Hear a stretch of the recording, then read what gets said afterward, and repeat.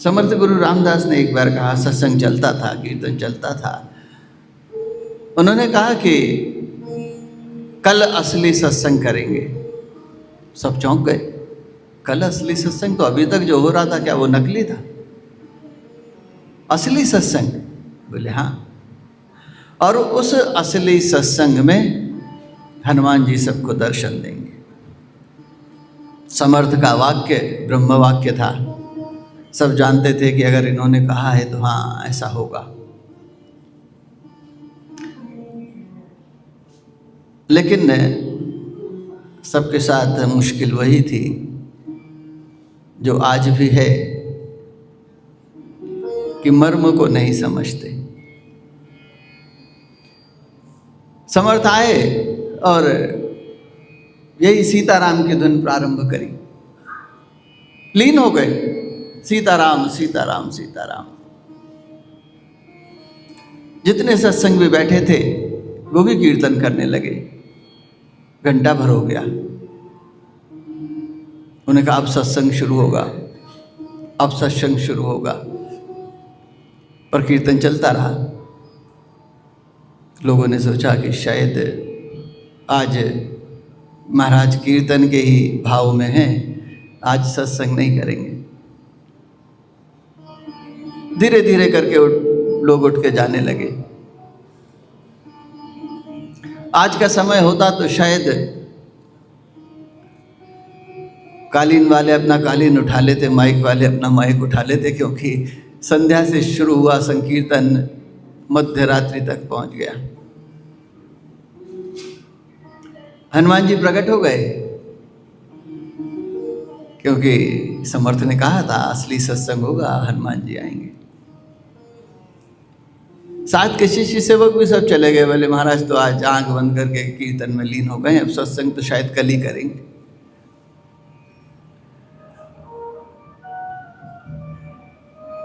हनुमान जी प्रकट हुए। जैसे ही प्रकट हुए तो समर्थ ने कहा कर लो दर्शन। बाबा आ गए। हनुमान जी ऐसे बोले आप और मैं ही हैं। असली सत्संग कीर्तन है, सीताराम सीताराम। और सीताराम ही क्यों? सीता सीता या राम राम क्यों नहीं? हनुमान जी महाराज जब अशोक वाटिका पहुंचे, माता सीता के पास परिचय हुआ, उसके बाद उन्होंने कहा कि राम भगवान की क्या दिनचर्या है, क्या करते हैं? उन्होंने कहा कुछ नहीं, सुबह उठते से ही सीते सीते सीते सीते सीते करते, केवल सीता नाम उच्चारण राम भगवान के द्वारा। और जब लंका दहन करके वापस पहुंचे तो राम भगवान ने भी पूछा कि सीता जी की क्या दिनचर्या है? बोले कुछ नहीं, राम राम राम राम राम राम। तो केवल राम नाम का अधिकार सीता जी का है, और केवल सीता सीता बोलने का अधिकार राम भगवान के पास है। और हमको उनने दोनों दिए हैं कि सीताराम भजो। विष्णु सहस्त्र नाम 1000 नाम है भगवान के।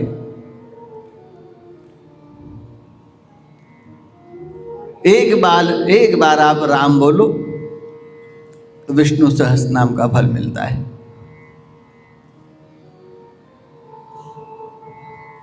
और एक बार सीता बोलो तो 1000 बार राम बोलने का फल मिलता है। और एक बार सीताराम बोलो तो जो राम है, विष्णु है, और माँ सीता का जो एकल नाम है उसका भी 10 गुना फल मिलता है। इसलिए सीताराम सीताराम भजो।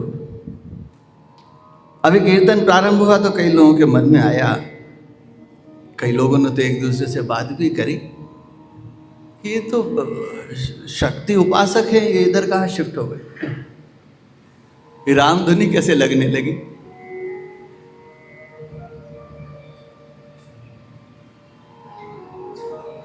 शक्ति और ब्रह्म अभिन्न है, उन्हें कोई अलग कर ही नहीं सकता। एक बहुत छोटा सा उदाहरण आप अपने ऊपर ही देखिए। आंखों में देखने की शक्ति है, कानों में सुनने की शक्ति है, भुजाओं में बल है, बल की शक्ति है, आप वजन उठा सकते हैं। क्या आप अपने शरीर को और उसकी शक्ति को भिन्न कर सकते हैं? क्या आप अपनी शक्ति को अपने से पृथक कर सकते हैं? वो हो ही नहीं सकते, एक ही है। इसलिए हम जय माता दी कहें, जय माँ कहें, सीताराम कहें, चाहे गंगा हो, चाहे नर्मदा हो, चाहे सरस्वती हो, गोदावरी हो, जाना सबको समुद्र में ही। कलयुग केवल नाम आधारा, सुमिर सुमिर नर उतरहि पारा। इस कलिकाल में केवल नाम और नाम ही है और कुछ नहीं। आज के समय की एक सबसे बड़ी समस्या क्या है? हर आदमी संतप्त है, परेशान है, दुखी है। कोई तन दुखी, कोई मन दुखी, कोई धन बिन रहे तो दास। दास मलुका कह गए, सुखी राम के दास।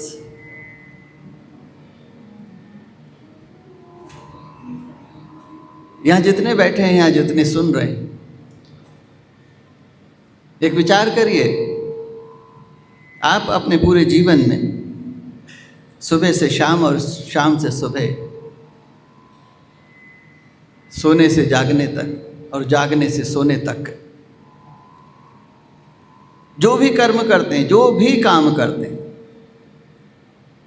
अच्छा या बुरा, देखिए जो सत्संग है वो चिंतन है, केवल सुनना नहीं है कि सुना और घर चले गए तो कल्याण हुआ, कुछ नहीं होगा। केवल सुनने वाले का कभी कल्याण हो ही नहीं सकता। हाँ, राम नाम सुनने से कल्याण जरूर हो जाता है, लेकिन सत्संग को तो हमको भीतर उतारना पड़ेगा, उसके लिए चिंतन जरूरी है।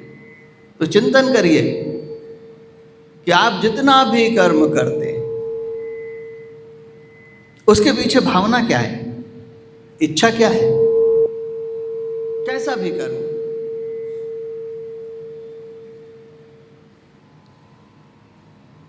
केवल और केवल सुख और शांति की इच्छा है। एक भी कर्म आप अपने जीवन में ऐसा ढूंढ के निकालो जिसके पीछे सुख की इच्छा ना हो। एक भी कर्म आप ढूंढ ही नहीं सकते, मिलेगा ही नहीं। चाहे कितना अच्छा हो, चाहे कितना बुरा हो, उस कर्म के पीछे और केवल सुख की, शांति की इच्छा होगी। और अपने भीतर झांक कर देखो कि हम सुखी हैं, हम शांत हैं? नहीं। इसका अर्थ यही है कि हम वो कर्म कर ही नहीं रहे जिससे सुख और शांति मिलती है।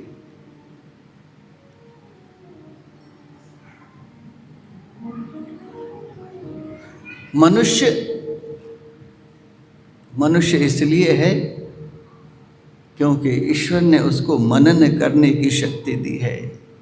मननशील को मनुष्य कहा जाता है।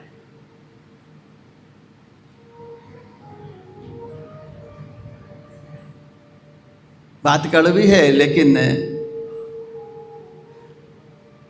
एक भी व्यक्ति अपनी मृत्यु के बारे में चिंतन नहीं करता, जबकि आना तय है।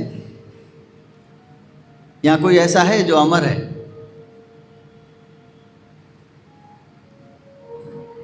लेकिन कभी चिंतन किया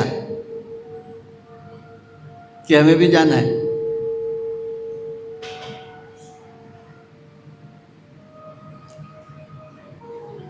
मृत्यु डराने के लिए नहीं है, जीवन को सुधारने के लिए।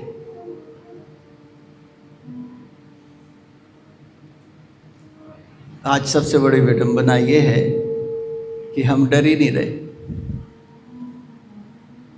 हम डर ही नहीं रहे, किसी चीज से नहीं डर रहे। शोधकर्ता कह रहे हैं कि 30 साल बाद पानी के लिए लड़ाई होने वाली, लूट पानी की होगी। एक महिला जेवर पहन के जाए, हाथ में पानी की बोतल है, तो बंदूक दिखा के सोना नहीं लूटेगा, पानी लूटेगा। 10% हम भूमि में डाल रहे हैं और 200% निकाल रहे हैं।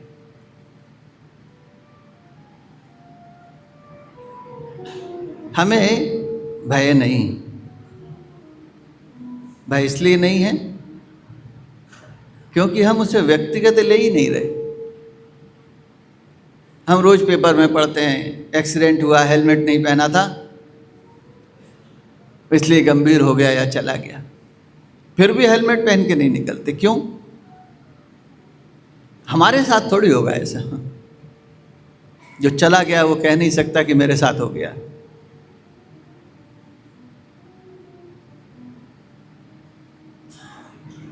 ये बुद्धि बंद है, ऐसा लगता है सब अमर है।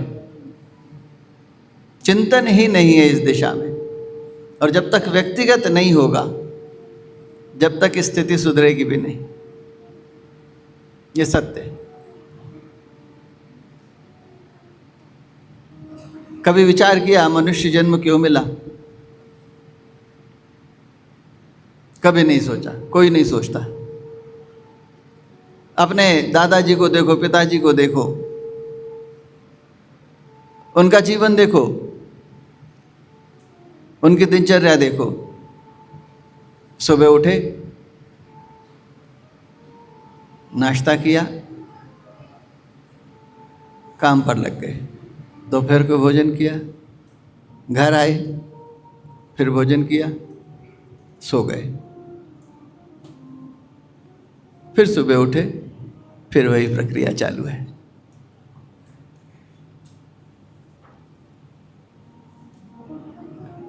विचार करें, क्या केवल इसलिए आए हैं हम? आहार निद्रा भय मैथुनम च सामान्य में तथा पशुभि नराणाम धर्मो हिते को अधिको विशेषो धर्मेण हीना पशुभि समाना। आहार, भोजन, सोना, भयभीत होना, स्त्री संग, ये 4 बातें पशुओं में और मनुष्यों में समान है। धर्मो हिते को अधिको विशेषो, धर्म मनुष्य की विशेषता है, और अगर वो नहीं है तो वो पशु के समान है। तो अपने जीवन में एक बार झांक के तो देखो कि धर्म का स्थान कहाँ है। मैं एक बात सब लोगों से कहता हूं, करता कोई नहीं है, फिर भी मैं कहता हूं, बार बार कहता हूं कि अपने जीवन की उपयोगिता एक कागज पे लिखो कि तुम्हारे जीवन में क्या क्या उपयोगी है। प्राथमिकता से, पूरी ईमानदारी से लिखो, और फिर उसे देखो। 5वें 6वें नंबर तक तो भगवान नहीं है, लेकिन जब संकट आता है तो तुम उसकी प्राथमिकता चाहते हो। तुम चाहते हो कि वो तुम्हें सबसे पहले आके बचाए। भगवान प्रतिशोध नहीं लेता, प्रतिकार भी नहीं लेता, लेकिन भगवान आपका दिया आपको वापस करता है, और कई गुना बढ़ाकर वापस करता है। तो चिंतन करिए, बार बार चिंतन करिए कि जन्म क्यों हुआ है, काहे के लिए हुआ है। क्या केवल खाना पीना सोना इसी के लिए जीवन है?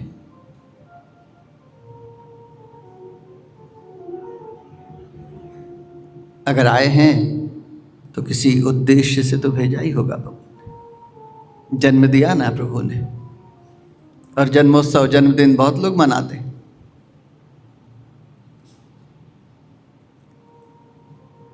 यहाँ जितने बैठे हैं सब ने अपना जन्मदिन मनाया होगा।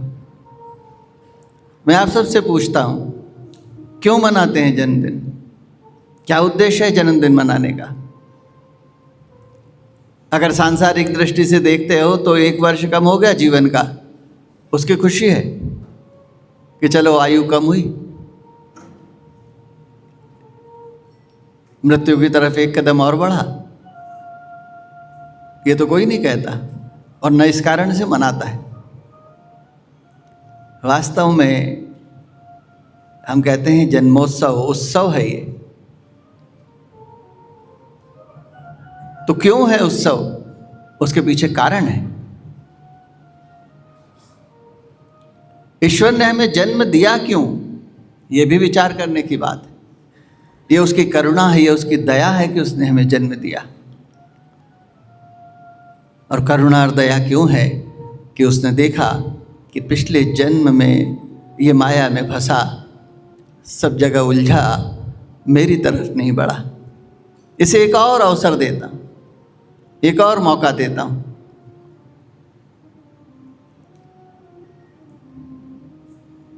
आओ और दर्शन करो मेरे, मुझे पा जाओ। लेकिन हम जैसे ही गर्भ में आते हैं, हमारे संकल्प की मुट्ठी खुल जाती है गर्भ से बाहर आते ही। तो जन्मोत्सव प्रभु का आभार है। जब भी जन्मदिन मनाएं तो उस दिन प्रभु का आभार व्यक्त करें कि तूने हमें जन्म दिया। और जो पिछला 1 साल निकला है उसका सिंहावलोकन करें, पलट के देखें कि पिछले 1 साल में मैं जो मेरा जन्मदिन था, मैंने कितने कदम ईश्वर की तरफ बढ़ाए, ऐसे कौन से कार्य किए कि मैं ईश्वर की तरफ बढ़ा।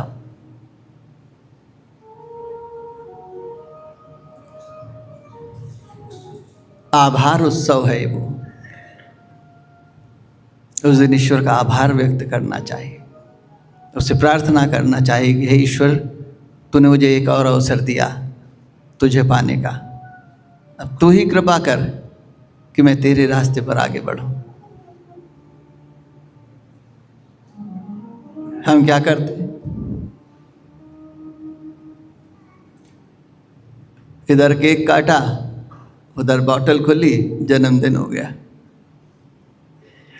पछताता होगा ईश्वर ऐसे लोगों के लिए कि क्यों अवसर दिया इसे मैंने, और जीवन नष्ट करने की तरफ बढ़ गए।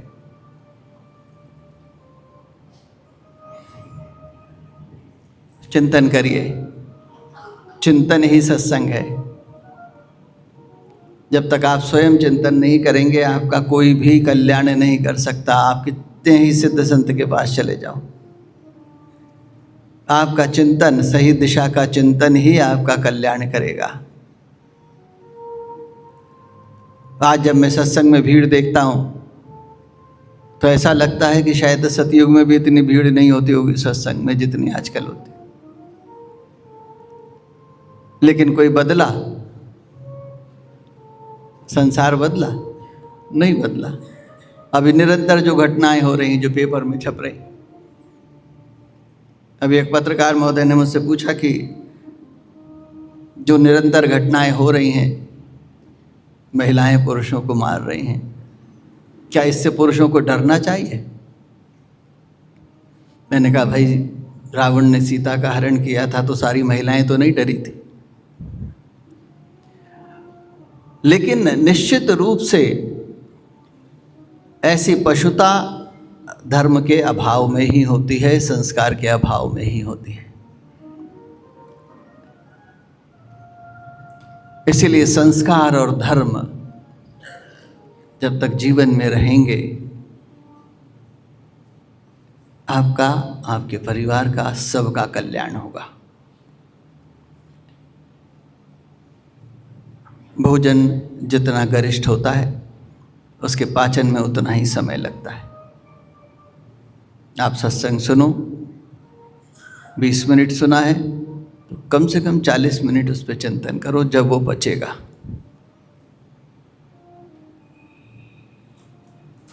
और जो पचता नहीं है वो बाहर निकल जाता है, और उसको कहते हैं वमन, जिसे कोई स्वीकार नहीं करता। आज के समय में डॉक्टर साहब सबसे ज़्यादा जो चीज़ बढ़ती है वो ज्ञान है, और कोई नहीं लेता एक दूसरे से।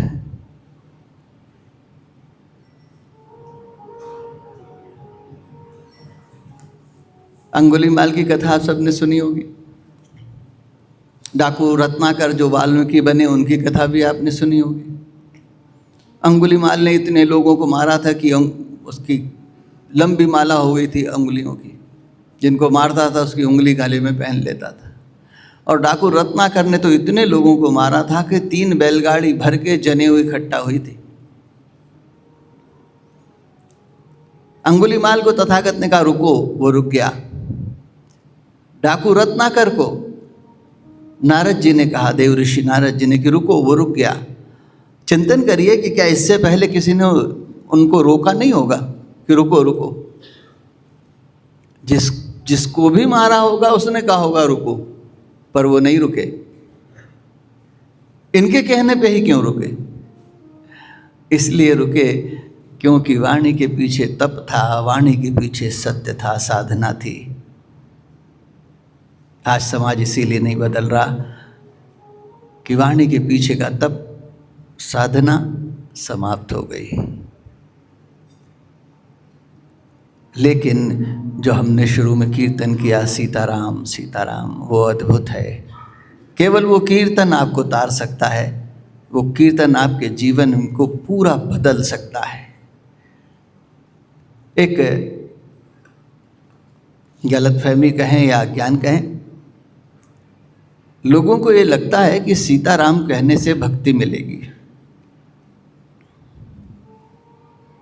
अगर मैं और स्पष्ट करके कहूं तो लगता है कि केवल भक्ति मिलेगी।